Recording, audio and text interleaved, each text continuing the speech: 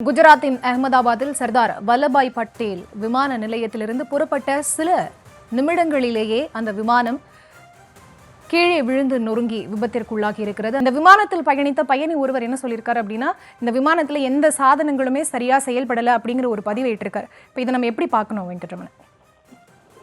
நிச்சயமாக அகமதாபாத்ல இந்த விமானம் விபத்துக்குள்ளாவதற்கு முன்பதாக டெல்லியிலிருந்து இந்த அகமதாபாத்ல இதே ஏர் இந்தியா விமானத்தை பயணித்த அந்த பயணி தான் இந்த ஒரு குற்றச்சாட்டை முன்வைத்திருக்கிறார். குறிப்பாக விமானத்தை உள்ளே ஏறினோடனே இந்த டிவி அந்த அந்த அந்த பயனோட இருக்கைக்கு பின்னாக இருக்கக்கூடிய அந்த டிஸ்பிளே உள்ளிட்ட எந்த ஒரு இதுவுமே சரிவர வேலை செய்யவில்லை அப்படிங்கிற ஒரு காணொலியுமே வெளியிட்டிருக்கிறார். இது போன்ற ஒரு பயணியுடைய இந்த குற்றச்சாட்டை முக்கியத்துவம் வாய்ந்ததாக பார்க்கப்படும். ஏன்னா ஏர் இந்தியா போன்ற ஒரு அந்த விமானத்துல இது போன்ற ஒரு தொழில்நுட்ப கோளாறு ஏற்பட்டு இந்த மாதிரி ஒரு சம்பவம் நடந்திருக்கிறது அப்படிங்கறத நம்ம சாதாரணமா எடுத்துக்கொள்ள கூடாது அப்படின்னு பார்க்கணும். ஏன்னா இப்ப மதியம் 1:40 அளவில் இந்த விபத்து நடைபெற்றிருந்தாலும் கூட நேரம் செல்ல செல்ல உயிரிழந்தோரின் எண்ணிக்கை ஒரு பக்கம் அதிகரித்துக் கொண்டே இருக்கிறது.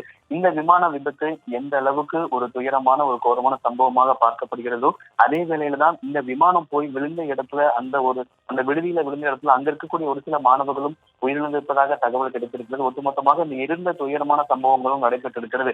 நேரம் செல்ல செல்ல இந்த விமானத்துல பயணம் செய்தவர்கள் அகமதாபாத் விமான நிலையத்துல அந்த விமானம் ஏறுவதற்கு முன்னதாக அவர்கள் பதிவிட்ட அந்த காணொலி ஆகட்டும், அதே போல இங்க முன்னதாக அந்த பயணி ஒருவர் குற்றச்சாட்டு விட்டு அந்த ஒரு காணொலி ஆகட்டும், நேரம் செல்ல செல்ல அந்த ஒரு காணொலிகள் தற்பொழுது வெளியே வர தொடங்கி இருக்கிறது. குடும்பமாக எவ்வளவு சந்தோஷமாக இந்த பயணத்தை தொடங்கி இருப்பார்கள். ஆனால் அந்த அகமதாபாத் விமான நிலையத்திலிருந்து புறப்பட்ட சில மணி நேரத்திலேயே இந்த விபத்து என்பது தற்பொழுது நடைபெற்றிருக்கிறது.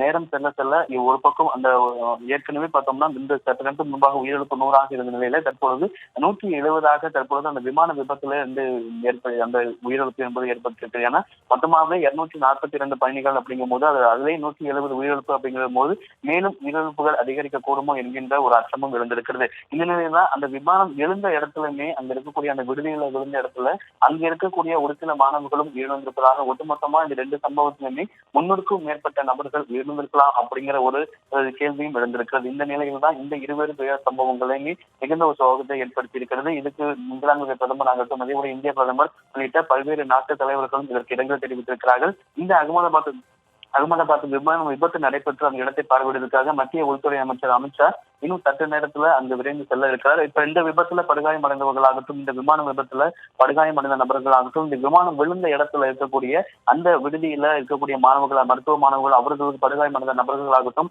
அந்த காட்சிகளை பார்க்கும் பொழுதோ அது எந்த அளவுக்கு ஒரு பதைப்பதைக்க வைக்கக்கூடிய ஒரு காட்சியாக அந்த விமானம் அந்த பில்டிங் மேல விழுகும் பொழுது விமானத்துல பயணம் செய்த நபர்களாகட்டும், அந்த விடுதியில் இருந்தக்கூடிய அந்த மாணவர்களாகட்டும் எந்த அளவுக்கு ஒரு பதட்டமான சூழலை அவர்கள் கையாண்டிருப்பார்கள்